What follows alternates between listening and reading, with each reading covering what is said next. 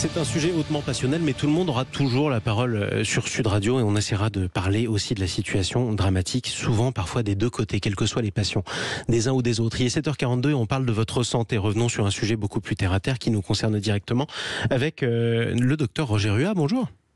Bonjour. Médecin généraliste. On en parle beaucoup moins d'habitude à cette saison. On attend le printemps en général et pourtant, les allergies sont toujours là à l'automne. Quelles sont les allergies du moment, Roger Ruat ?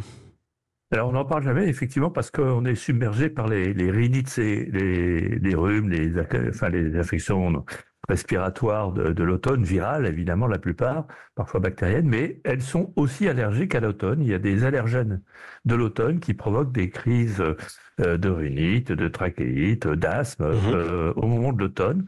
Et ça, on en parle moins, malgré le fait que le diagnostic différentiel doit être établi par le médecin pour pouvoir justement avoir le traitement le plus adapté. Alors comment faites-vous la différence entre quelqu'un qui a attrapé un rhume, c'est mon cas, qui tousse pas mal, et quelqu'un qui tousse pas mal parce qu'il est allergique à quelque chose ? Alors, une des différences fondamentales, c'est la durée.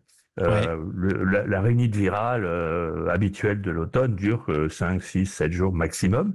Mais dès que ça commence à durer au-delà d'une semaine, il faut avoir une suspicion d'allergie ou de terrain allergique qui provoquerait la persistance des signes. Et donc, à ce moment-là, donner un traitement antihistaminique qui arrête en général les signes. Un traitement antihistaminique. Ça, vous, dans ce cas-là, il faut attendre une semaine. Si je vous comprends bien, la différence, c'est la durée. Ça veut dire que si je viens vous voir trop tôt, vous, médecin, n'aurez pas la preuve qu'il s'agit d'une rhinite virale ou alors d'une allergie. Alors, il y a plusieurs choses. Il y a aussi le terrain, c'est-à-dire connaître son patient. Donc, si on sait qu'il a un terrain allergique et qu'il a une rhinite qui commence à cette époque-là, il y a de bonnes chances. Voilà, c'est plutôt dans l'allergie. Sinon, il y a aussi le fait que certains signes sont un petit peu plus majorés avec l'allergie que dans une rhinite saisonnière banale. Effectivement. Dernier conseil, est-ce qu'il y a des personnes davantage à risque ?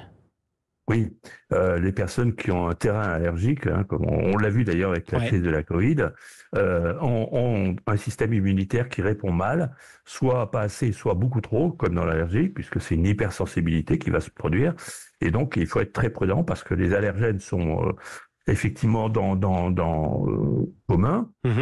Vous avez des allergènes médicamenteux ou d'ordre piqûre, de guêpe ou de venin qui peuvent être donner des réactions d'hypersensibilité très très fortes comme les œdèmes de Quincke et parfois même fatales. On l'a vu récemment. On l'a vu récemment, on l'a vu notamment hier, plutôt avant-hier, au soir, avec l'acteur Michel Blanc qui manifestement est décédé d'une réaction allergique. Juste un mot, il est décédé d'un malaise cardiaque. Ça, c'est la chose sur laquelle tout le monde est d'accord. En revanche, la thèse selon laquelle ce serait un produit de contraste pour passer une radiographie, c'est encore controversé.